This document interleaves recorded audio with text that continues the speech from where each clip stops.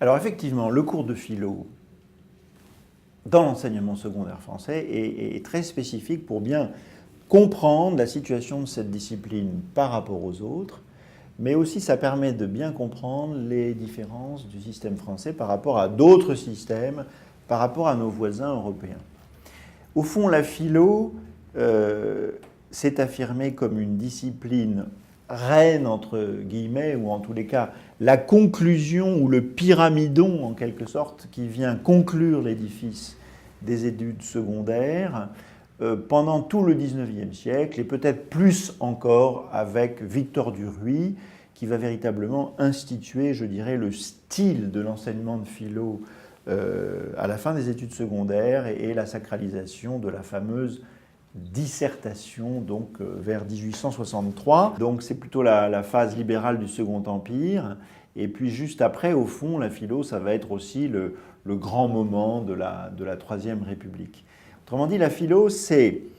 le moment où on se retourne, en quelque sorte, sur le parcours qu'on a accompli, en quelque sorte. On a parcouru une certaine encyclopédie des savoirs, et c'est le moment où on va réfléchir, en quelque sorte, et c'est le moment où l'élève va être sollicité pour, je dirais, forger et exprimer son propre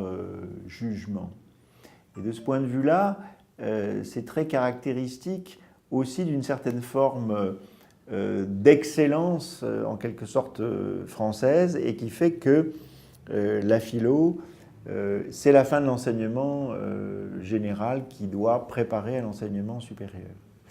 Et dans d'autres systèmes éducatifs européens, ils sont toujours très étonnés du fait, et en particulier pour l'enseignement des faits religieux ou l'enseignement des religions, pour prendre une terminologie plus européenne, on sollicite toujours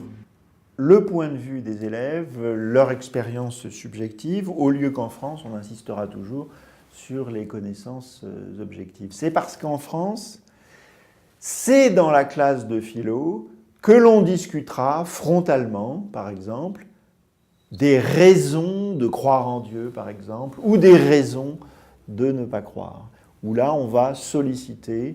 le point de vue de l'élève, pourvu, effectivement, qu'il appuie sa démarche sur un raisonnement.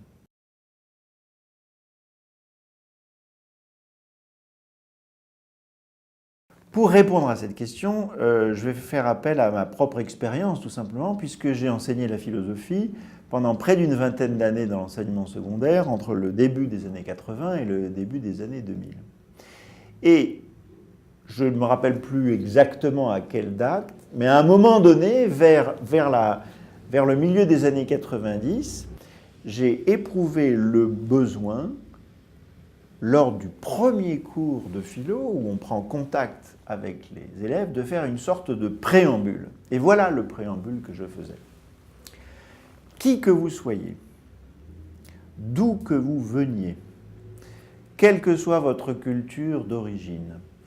quelles que soient les croyances ou les incroyances de vos parents, quelles que soient vos croyances ou vos incroyances personnelles, vous êtes chez vous en classe de philosophie.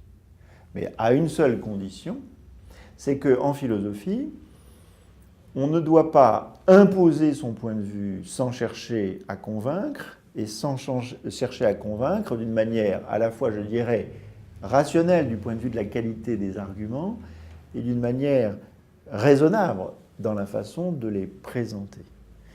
Et en disant cela, le simple fait de dire cela, j'avais le sentiment, je l'ai regardé, que certains de mes élèves se décongelaient sur place, parce que je sentais bien que certains venaient avec une espèce de cuirasse ou de corset intérieur qui faisait qu'ils s'imaginaient qu'au cours de philo, on allait dire des choses méchantes contre la religion et contre les croyants, et que donc ils venaient avec, je dirais, un esprit fermé. Eh bien, je pense que c'était effectivement très nécessaire de le dire, mais ce n'était pas uniquement, je dirais, rhétorique ou simplement une belle intention de ma part, et je le montrais tout simplement en leur montrant la liste des auteurs que l'on peut présenter à l'oral, si on choisit de passer la philo à l'oral, et je leur montre tout simplement que dans cette liste d'auteurs, les 2/3 sont tout simplement très explicitement religieux et reliés à une tradition religieuse, que ce soit le christianisme sans doute majoritairement, que ce soit le judaïsme ou même l'islam. Et là, c'est extrêmement convaincant.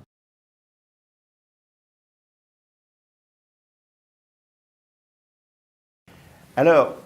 c'est vrai que cette expression « enseignement des faits religieux » peut paraître étrangère aux professeurs de philosophie. Pourquoi? Parce qu'elle est d'origine sociologique. Alors, ceci étant dit, tout va bien tout simplement parce que le professeur de philosophie fait très souvent un cours sur la naissance de la sociologie ou les contraintes épistémologiques de ce qu'on appelle les sciences humaines. Et à cette occasion-là, bien évidemment, il doit même dans une certaine mesure expliquer pourquoi et comment le phénomène religieux devient l'objet d'une étude sociologique, par exemple. Et il pourra prendre des exemples ou faire appel à des textes. Donc si le professeur de philosophie parle de la sociologie, il est bien évident qu'il pourra prendre des exemples chez Lévi-Strauss, chez Marcel Mauss, par exemple, ou bien, encore une fois, à Durkheim, et étudier la question du rite, la question du mariage comme institution symbolique. Et à ce moment-là, il croisera tout naturellement des questions à la fois culturelles et religieuses. Autrement dit, le professeur de philosophie enseigne les faits religieux de cette manière-là, mais si on comprend l'expression fait religieux d'une manière large et non strictement sociologique, il y a bien d'autres domaines où le professeur de philosophie ne peut pas ne pas croiser effectivement les questions religieuses. J'ai presque envie de dire que en philo, le phénomène religieux est partout et nulle part presque. Il n'est pas qualifié en tant que fait religieux, mais il est évident que si vous lisez Descartes dans le discours de la méthode, il y a des considérations sur l'existence de Dieu. Si vous faites une réflexion sur l'art et la beauté, vous rencontrerez une méditation qui fatalement rencontrera des œuvres qui font référence à la religion, etc.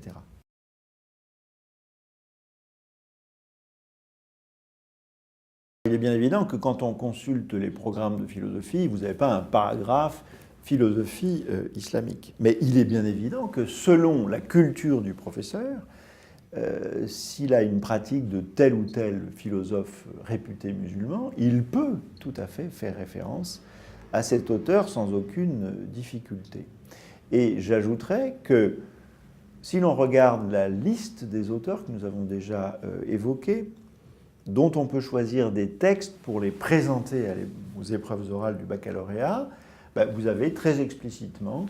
un grand philosophe du XIe siècle, à savoir Averroès pour prendre son nom latin ou Ibn Rushd pour prendre son nom arabe. Donc de ce point de vue-là, mais ça sera le choix du professeur et le choix de l'élève, on peut dire que effectivement la philosophie islamique peut être mise au programme.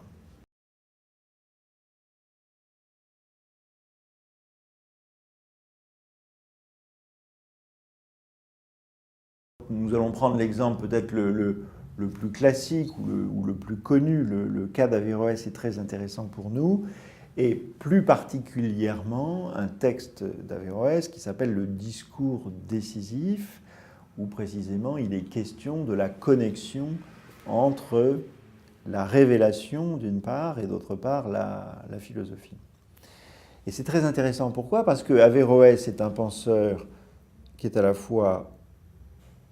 un médecin, un scientifique, un philosophe, mais il est aussi un juriste, un juge, un cadi. Et en fait, ce texte proprement philosophique est une fatwa, c'est-à-dire un avis juridique dans le cadre du droit musulman. Et cet avis juridique porte justement, je dirais, sur la licéité, en quelque sorte, de la philosophie, de la pratique de la philosophie en islam. Et donc, si l'on reprend les 5 grandes catégories de la pensée juridique musulmane, il y a aux deux extrêmes ce qui est absolument obligatoire, ce qui est tout à fait interdit, ce qui est recommandé sans être obligatoire, ce qui est neutre ou licite, simplement licite, qui se dit halal en arabe, et ce qui est déconseillé sans être purement et simplement interdit. Et la réponse d'Averroès, et donc on voit à quel point, de ce point de vue-là, le professeur de philosophie parle d'islam ou peut parler d'islam en classe en France, dans l'école de la République, la réponse d'Averroès sera de dire que non seulement la philosophie est licite en islam, mais même elle est absolument recommandée, voire obligatoire, à ceci près que Averroès ajoutera que cela n'est possible que pour ceux qui sont qualifiés pour le faire, sous-entendant que ceux qui ne sont pas qualifiés pour faire de la philosophie ne devraient pas en faire. Ce qui nous paraît évidemment très loin de la philosophie de l'école de la République. Mais encore une fois, je pense qu'on prendrait d'autres penseurs dans d'autres traditions culturelles ou religieuses qu'Averroès à l'époque où il travaille, où il écrit et où il pense, on trouverait certainement cette idée-là, et qui vient d'Aristote, à savoir qu'il y a plusieurs types d'hommes, et seuls certains sont faits pour la spéculation et d'autres pour des tâches différentes. Et on voit bien que ce texte-là, effectivement, non seulement n'oppose pas la révélation coranique à l'exercice de sa propre raison, mais puise dans une lecture et dans une herméneutique spécifique du Coran un encouragement, évidemment, à la pratique de la philosophie et à l'art du syllogisme, pour prendre une expression très aristotélicienne.